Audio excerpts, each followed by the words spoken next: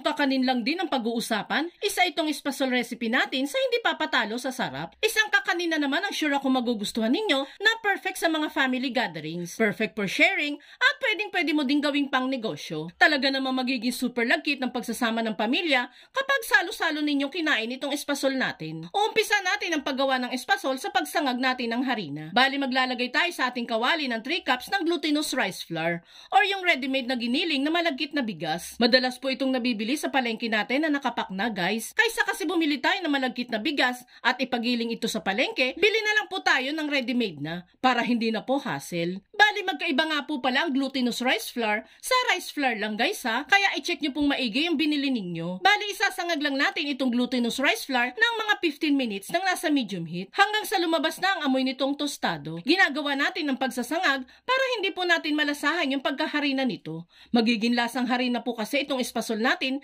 kapag hindi natin ito isinangag. Hindi natin yan titigilan sa kakahalo para ma-prevent natin yung pagkasunog ng ating harinang isinasangag. And baka lipas nga po ang 15 minutes sa pagsasangag ay nangangamoy tostado na itong harina natin at medyo nag-iba na din po ang kulay nito. At this point po ay pwede na nating i-off ang kalan at kukuha lang tayo ng mga ilang kutsara ng harina para po meron tayong pang-coating mamaya sa ating espasol. I-rest lang muna natin itong tostadong harina ng mga 5 minutes para medyo lumamig-lamig ito ng konti. Then kapag nga nag-subside na ng bahagi ang init nito, ay pwede na nating ilagay yung iba pa nating mga ingredients. Bali dito po ay maglalagay lang tayo ng 1 cup ng segundang asukal at 1 teaspoon ng ubi food coloring. Naglalagay tayo ng food coloring para maging vibrant ang kulay ng ating espasol at mas appetizing kasing tingnan kung may kulay itong ube. Pero pwede nyo naman pong wag nang lagyan ng food coloring guys. Ang espasol naman po talaga is may pagka-brownish yung kulay. Kaya enough na po yung kulay ng asukal at pagkatusta ng harina para medyo maging brown ang ating espasol. Haluin lang natin yung dry ingredients, then saka natin ilagay ang 1 cup mahigit ng gata ng niyog. Then saka natin ulit ito haluin. Bali yung gata na inilagay natin dito is hindi enough para matunaw na maigi yung harina dito. Kaya maglalagay pa tayo ng 1 cup pa ng tubig. Then saka natin yan haluin hanggang sa wala ng lumps na makita dito. After nga nating mahalo itong mixture ay nawala na din yung mga lumps dito. At this point ay pwede na po natin buksan ang kalan at ilagay sa medium heat settings. Lulutuin natin itong mixture hanggang sa mamuo at maging isang buong kakanin na ito. Hindi din natin yan titigilan sa kakahalo para hindi masunog yung nasa ilalim na part nito. At kung nakaabot ka sa part ng video natin ito, it means na interesado ka sa espasol recipe na sinishare natin ngayon. At kung sakali pong magugustuhan mo ito, pwede po bang pakipusuan mo naman ang video natin? At mag-iwan ka na din po ng comment na, "Wow, I love espasol." Maraming salamat po!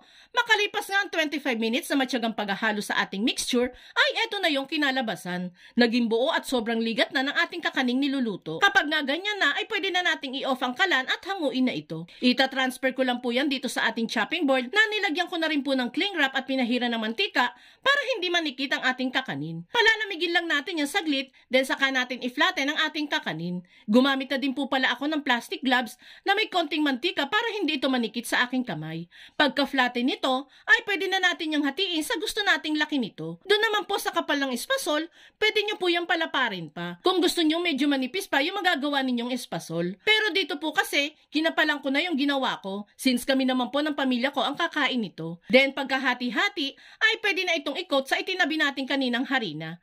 And that's it! Nakagawa na tayo ng isang pirasong espasol. Ulit-ulitin natin yan hanggang sa matapos na tayo. And there you have it guys. Ready to serve na itong super lagkit at super sarap na espasol recipe natin. Kaya itag mo na ang pamilya at barkada mo mahilig sa kakanin at subukan nyo na ding magluto nito.